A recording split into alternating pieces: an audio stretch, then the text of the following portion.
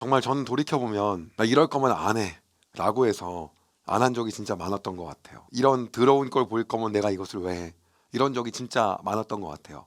왜냐하면 굳이 아쉬울 것이 없기 때문에. 바울은 사실은 사도권을 변호하지 않아도 자신의 영향력 있게 인생을 잘 살 수 있는 사람인데, 굳이 사도권을 변호하면서 나는 그래도 너희들을 위한 진짜 사도였어, 내 마음은 진심이었어, 이러한 말을 하고 있을 때 진짜 마음이 되게 뭐냐면 비참해지거든요. 저도 예전에 학원을 운영하면서 선생님들 만나고 원장님들 만날 때 어떠한 게 있었냐면, 제가 가지고 있는 진심이 이런 겁니다라고 말할 때 어쩔 때 이런 생각이 들더라고요. 내가 이렇게까지 해야 되나? 굳이 이런 말 안 해도 나 충분히 먹고 살 수 있는데 내가 이 짓을 왜 하고 있는 거지? 근데 오늘 바울은요, 그 짓을 진짜 말도 안 되게 합니다. 정말 바닥까지 낮아져서 그 얘기들을 하기 시작해요. 그럼 도대체 왜 그랬냐는 거죠. 이유가 뭐냐면 자신의 위신과 자기가 가지고 있는 명예를 잘 높여서 자기가 괜찮은 사람임을 기록하게 하려고 한 게 아니었어요. 뭐 때문에 했냐면, 결론부터 얘기하고 시작하면 자기의 위신이 떨어지고 자기라는 사람이 짓밟히는 순간 어떤 게 생기냐면, 자기가 전한, 바울이 전한 예수 그리스도가 무너지는 거예요. 즉 그 복음과 믿음이 흔들려 버릴 수 있는 거예요. 그렇기 때문에 그것 때문에 내가 말한 것이 진짜였고 내가 진짜 사도였음을 얘기하는 거예요. 우리는요, 뭘 합니까? 더러워서 안 해라고 하거나 무언가를 한다고 하더라도 자신의 명예를 수복하기 위한 것이지, 그것이 하나님 나라를 위한 것과 관련 없는 경우가 굉장히 많다는 거죠. 근데 오늘 바울은 그것들을 한 이유가 뭐냐면, 예수 그리스도의 복음이 나로 인해서 어떻게 되면 안 되니까, 영향받아서 안 좋은 영향 받으면 안 되기 때문에 그것이 굉장히 컸다는 거예요. 그래서 사도권에 대한 변호를 하기 시작합니다. 자, 지금부터 고린도후서 10장을 본격적으로 여러분과 함께 보도록 하겠습니다. 바울은요, 여전히 자신을 싫어하는 사람들에 대하여 편지를 씁니다. 그리고요, 맡겨주신 사도권에 대한 방어를 하는데요, 자신이 하나님께서 사역을 맡겨주신 범위 내에서 이야기하였음을 일단 말하는 거예요. 다시 말하면 자기가 자랑하고 얘기하는 건 내가 권위적으로, 내가 스스로 생각해서 여기까지 내가 하는 게 맞다고 스스로 임의적으로 규정해서 한 것이 아니라, 하나님이 나의 사역 범위를 여기까지 정해주셨고 그건 이방 민족까지였고, 즉 고린도도 포함되는 거였고, 그러기 때문에 내가 거기까지 한 거고, 그러기 때문에 나의 사역을 자랑할 수 있음은 하나님이 정해주신 범위 내에서 한 거라는 거예요. 그 얘기를 하기 시작하는 겁니다. 그러면서 뭐라고 하냐면, 거짓 사도들은 이미 남들이 세워놓은 교회 위에다가 이것을 마치 자신이 했다고 자랑하며 그 수고를 자신이 한 양 한다는 거예요. 거짓 사도들은. 근데 자기는 그럴 마음이 없다는 거예요. 왜? 하나님이 했다는 거죠. 그리고 나는요, 너희들이 오히려 믿음이 좋아지면 계속 여기 있어서 내가 여기 교회 세운 사람인데, 복음 전할 사람인데 위신 떨고 싶지 않다는 거예요. 그 복음을 더 확장해서 나는 다른 데 가고 싶다는 겁니다. 이게 진짜 사도가 아니겠냐라는 게 바울의 마음이에요. 즉 바울은요, 자신이 맡은 직분은 하나님이 정해주신 것이며 그 범위를 넘어서지 않았고 그 범위 내에서 자랑을 하였으며, 다른 사람이 한 사역을 거짓 사도들처럼 빼앗아 자신의 공로로 취할 마음이 전혀 없고, 오히려 그런 데 미련을 두는 것이 아니라 더 넓은 지역의 복음을 전하며 하나님이 이루신 일과 은혜만 자랑하는 것, 이것이 나다. 바로 이게 진짜 사도 아니겠냐라는 게 바로 시작입니다. 읽어드리겠습니다. 고린도후서 10장 13절에서 17절입니다. 그러나 우리는 정해진 한계를 넘어서는 자랑하지 않고, 그 범위로 하지 않았다는 거예요. 하나님께서 맡겨주신 영역 안에서만 자랑합니다. 이 한계가 여러분에게까지 미쳤습니다. 그래서 고린도까지 간 것입니다. 그러니 우리는 하나님께서 정해주신 한계를 넘어서 여러분에게 간 것이 아닙니다. 내 임의적으로 막 한 것이 아니다. 거짓 사도들처럼 한 것이 아니다. 우리는 여러분에게 가지 못할 사람이 아닙니다. 우리는 그리스도의 복음을 가지고 여러분이 있는 곳까지 간 것입니다. 하나님이 정해준 곳까지 갔다. 우리는 우리의 한계를 넘어서서 다른 사람들이 수고한 것을 이용하여 자랑하지 않습니다. 이것은 거짓 사도가 하는 거라는 거죠. 우리에게 바라는 것이 있다면 여러분의 믿음이 자라감에 따라 우리의 활동 범위도 여러분 가운데서 크게 확장되는 것입니다. 그렇게 되면 우리는 여러분이 있는 지역을 넘어서 복음을 전할 수 있을 것입니다. 나는 그것에 관심 없다는 거죠. 머무르고 누리는 것에. 우리는 다른 사람이 자기 지역에서 이미 이루어 놓은 일을 가지고 자랑하고 싶지 않습니다. 거짓 사도들이 그런 짓 하는 거라는 거죠. 뭐라고 합니까? 오히려 자랑하는 자는 주님 안에서 자랑해야 합니다. 뭐만 자랑하는 겁니까? 하나님이 이루신 일과 그 은혜만을 자랑하는 자라는 거죠. 이게 뭐예요? 바울이 말한 거예요. 이것들을 읽을 때 여러분이 그동안 바울이 이렇구나라고 읽었겠지만, 처절하게 사도권을 변호하고자 하는 마음이 있었던 거예요. 너 사도 아니자다라고 얘기하는 거에 대해서 처절하게 이거에 대해서 얘기하는 거예요. 왜 이렇게까지 변호합니까? 예수 그리스도의 복음이 흔들리지 않게 하려고. 그 마음이 거기 안에 있는 거예요.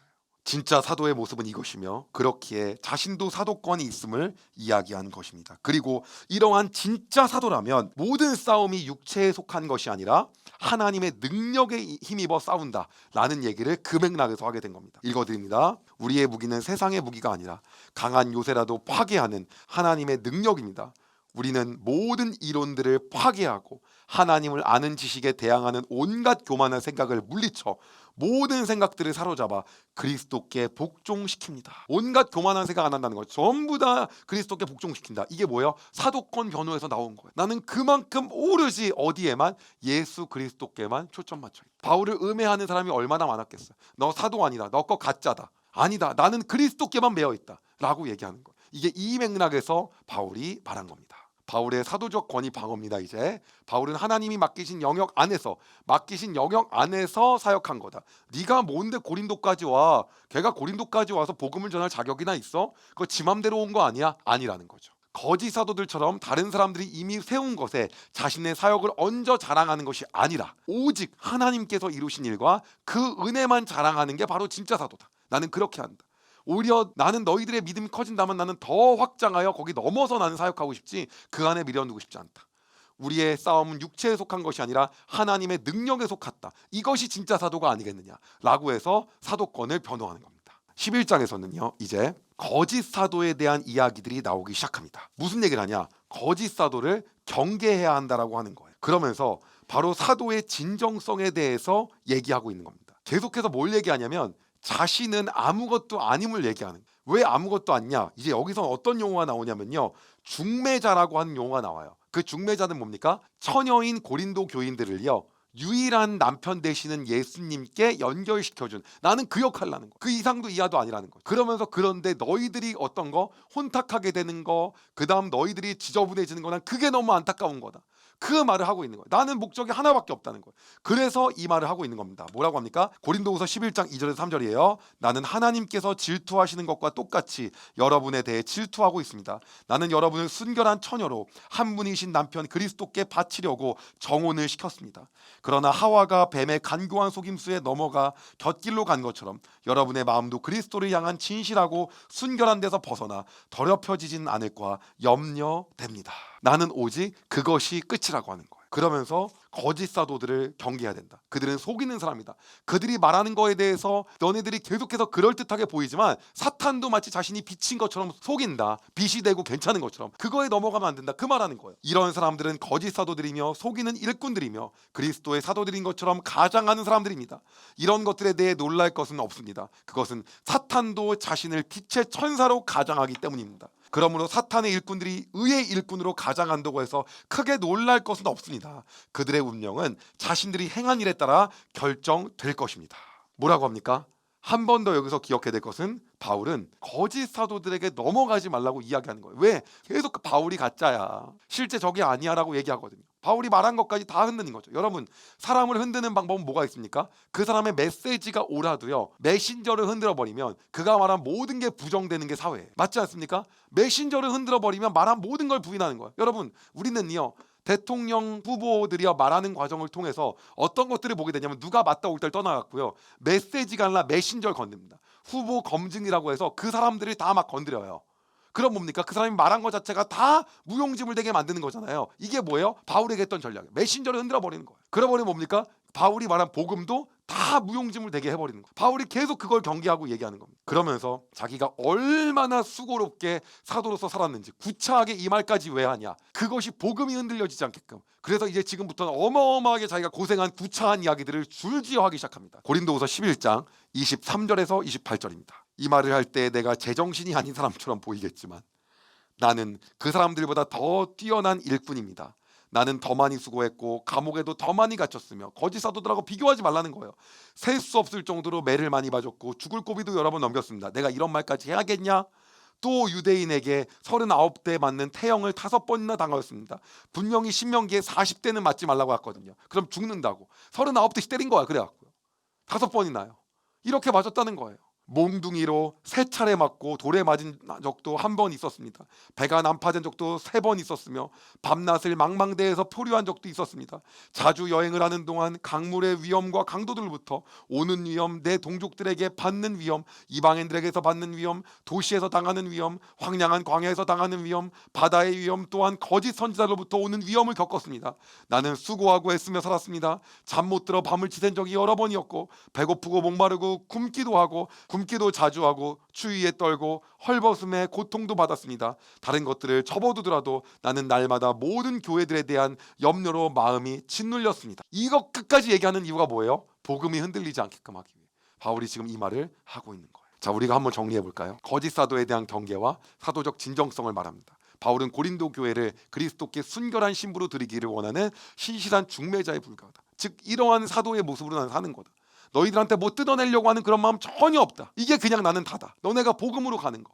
거짓 사도들을 사탄에 비유하며 주의할 것. 그들 말 들으면 안 된다. 그들 나를 흔들려고 하는데 복음까지 흔들리면 안 된다. 뭐라고 합니까? 바울은 자신의 수많은 고난을 언급하며 참된 사도로서의 수고를 증명하고 있는 겁니다. 여러분, 제가 오늘 이제 서두에서 이야기했던 부분을 말하며 마무리하려고 합니다. 내가 과연 이렇게까지 해야 되나? 라고 하면서 우리가 우리의 인생을 살 때가 있습니다. 오늘 바울은 그러한 모습을 우리에게 보이고 있습니다. 근데 그 짓까지 하는 이유가 뭐 때문이냐면요, 예수 그리스도의 복음 때문에 그렇게 하고 있는 거예요. 다른 게 아니에요. 이것들을 하고 있는 이유가 내가 이것을 굳이 왜 해야 되냐가 아니라 하는 이유가 자신이 흔들리면 어떻게? 그 복음이 흔들릴까 봐. 그것 때문에 하는 거예요. 우리는 과연 우리의 삶 가운데서 어떻게 우리는 살고 있냐는 거죠. 저도요, 무언가를 회복하고 싶고 명예를 회복하고 싶을 때가 있었거든요. 근데 과거에 그런 것들을 떠올려 보잖아요. 그럼 그게 복음과는 전혀 무관하고 그냥 나의 위신, 나의 명예를 회복하고 싶은 것들이 너무 많았어.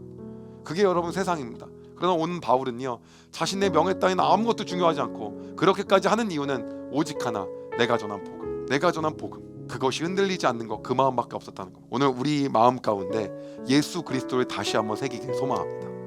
그리고 어디에 우리가 집중하는지를 다시 한번 점검하길 소망합니다. 제가 기도하겠습니다. 하나님, 바울이 사도권 변호한 것들을 우리가 보며 예수 그리스도에 대한 복음 하나만 관심 갖고 있는 것들을 다시 한번 우리가 살펴보았습니다. 우리는 내가 이렇게까지 이 짓을 해야 되나? 라고 생각하며 살 때가 너무 많지만, 바울은 그렇게까지 해서 얻은 것이 자신의 명예와 이득과 돈이 아니라 하나님 나라의 영광과 예수 그리스도의 복음에 대한 굳건함이었습니다. 혹시 거짓 사도들로 인하여 많은 사람들이 죽게 돌아왔는데 그것이 방해가 될까? 다시 세상으로 돌아가진 않을까? 이것들에 대한 염려로 고린도후서를 썼습니다.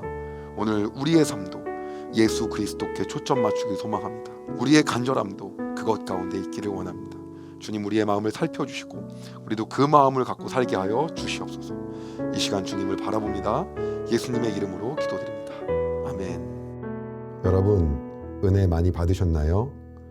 이 영상을 통해 더 많은 사람들에게 하나님의 은혜를 공유하길 원하신다면 여러분의 구독과 좋아요가 꼭 필요합니다. 오늘도 여러분의 삶에 하나님의 은혜가 가득하길 진심으로 소망합니다.